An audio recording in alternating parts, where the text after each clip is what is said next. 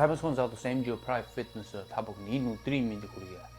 Тэгэхээр юуны төрөндөө хэлэх ёстой хэдэн шинэ мэдээлүүд байгаа. Миний яриад байсан нөгөө жим бол одоо онгойход бол 2 хоног бол дутуу байгаа. Онгойх гэж юу ямар их удаа.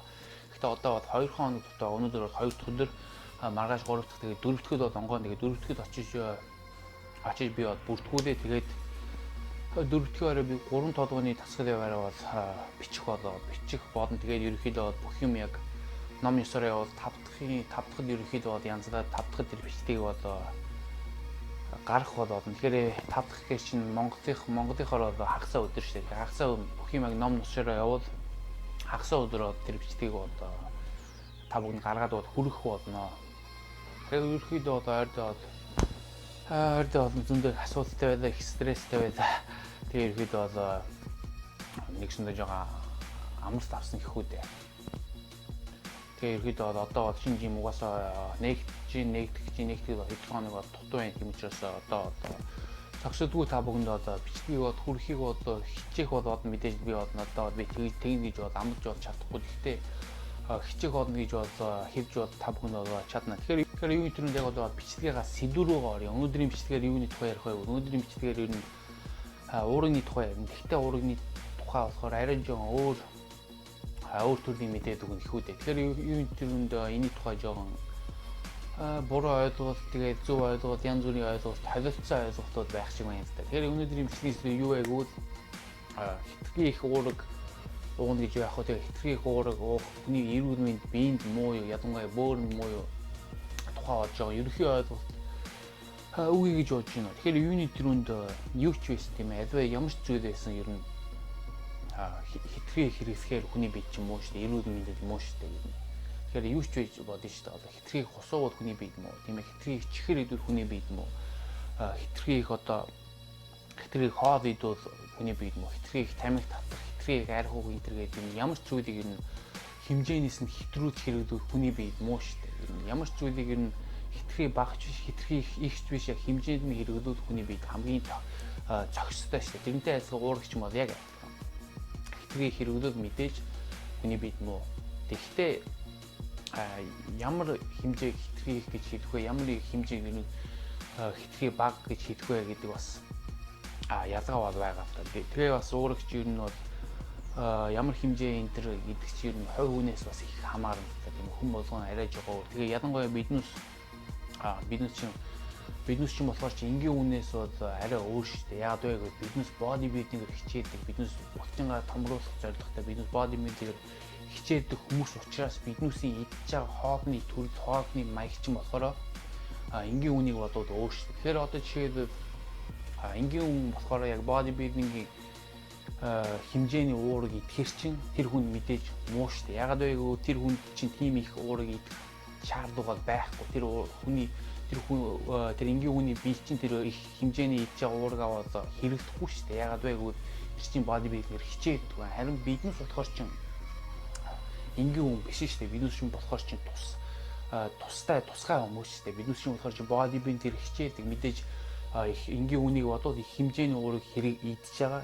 Тэгсэн мөртөө тэр их хэмжээний уурыг идж байгаа уургаа биднес хэрэгжүүлж болчин болгож зарцуулж хэрэгжилж штэ. Тэгэхээр чин бизнесийн хувьд болохоор арай өөр л та энгийн үнийг бодвол. Бас өөр нэгэн зүйл юу вэ гэвэл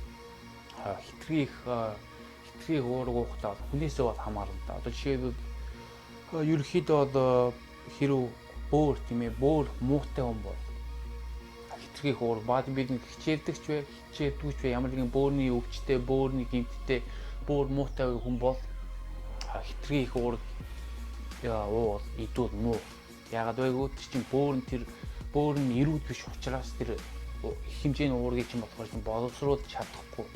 Харин энгийн эрүүл хүн тийм ээ эрүүл уурга эрүүл бөөртэй хүмүүс тийм ээ яг биднес шүү дээ эрүүл бөөртэй хүмүүс болохоор чинь тэр хэмжээний уургийг болоо идэхэд бол ямар ч асуудал байхгүй. Тэгээ яг тэр хэмжээ гэдэг чинь би нөгөө бодибилдингийн хэмжээнд хэлж штэ. Харин хүн бүр газуур амар их уурыг идээд бүр солиорж өгөөд мэдээж ямар ч бодибилдинг хүн байсан, энгийн хүн байсан тэр их хэмжээний уурагч хүний бие ч юм уу, эрүүл мэнд ч муугаар нөлөөлнө, бөөрөн ч муугаар нөлөөлнө.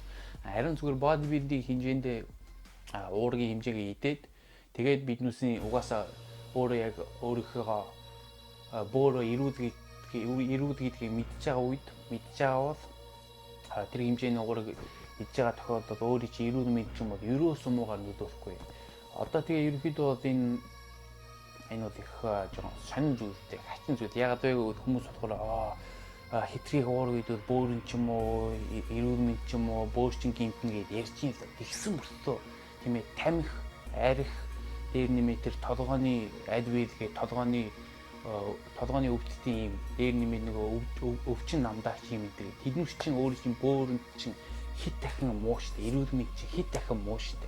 Уурыг бодвол штэ. Тэгсэн мөртөө тэр хүмүүс чинь болохоор чи уураг юм яг бөөрчин гимтэн тэргээд хим яриа гаж байгаа надад бол жоон сонирн бас инээтэй санагдчих юм да. Яг тэгвэл тамхи арх тэгээд өөр тэр өвчин намдаач юм тэргээд тэднээс чи уурагтай харьцуулах юм бол өөрийн чи эрүүл мэнд чи хамаагүй муу штэ. Тийм учраас та бүхэн тэрийг юу ч бодохгүй зүгээр л хэрэгжижсэн мөртөө уурганд бол санаа зовоод байвал тэр чинь бол надад бол жоон тэнэг санагдчих юм да.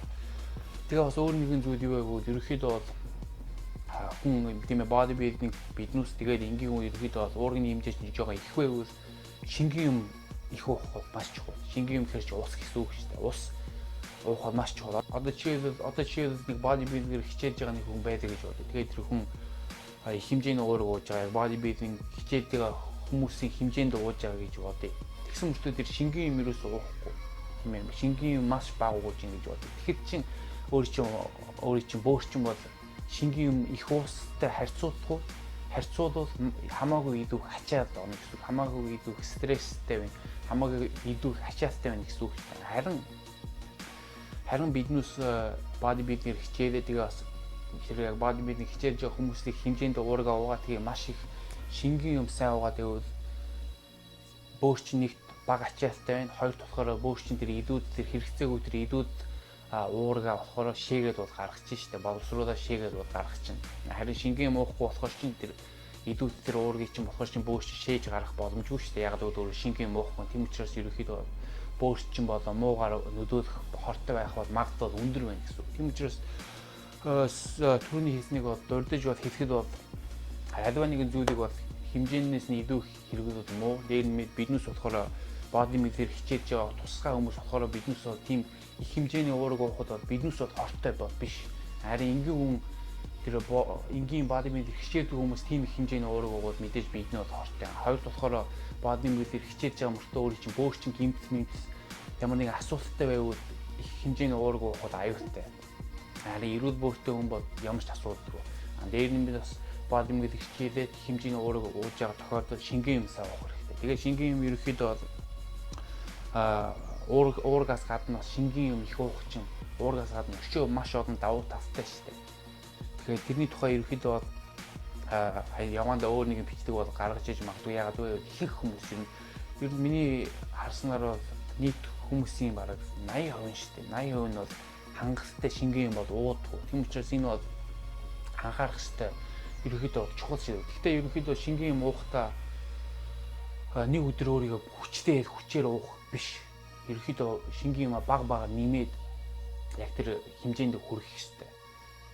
Тэгэхээр ерөөхдөө өдөрт одоо жишээл өдөрт ийм жижигхэн савтаа угаснаас өдөрт 3-ыг уудаг байдаг гэж бодоход эхний 7 хоногт 3 агаас уудаж нэмээд дараагийн 7 хоногт 4 тэгээ 4 агаас энэ яг тэр тэгж нэмээд яг хэмжээндээ бол хүрэх хэрэгтэй дээ. Ягаад вэ гэвэл ихэнх хүмүүс болохоор гомц гаргадаг та одоо би шингийн уумаар хахад жирүүс ус орохгүй байна энэ тэгээ мэдээж орохгүй шүү дээ. Чиний би чинь тийм их ус уухад бол тасааг өөрийн чинь би чинь болохоор маш бага ус уухад бол тассан тийм усан дээр ажиллаад бол тассан. Тийм учраас нэг өдөр нэг дор тэр усаа бол нэмэх боломжгүй. Харин багаараа явандаа нэмснээр бол нэмэх бол боломжтой. Тэгээ ерөнхийдөө тийм хэмжээний ус бол уухад бол ерөөсөө асуудалгүй байна. Би бол энийг бол өөрөө бол тушиж үтсэн болохоор би бол өөрөө бол энийг бол маш сайн мэдж байгаа. Би бас ерөнхийдөө их хүмүүстэй айцхаа бол анхандаа бол би бол шингийн юм ерөнхийдөө бол ерөөсөө их бол уудаггүй байсан.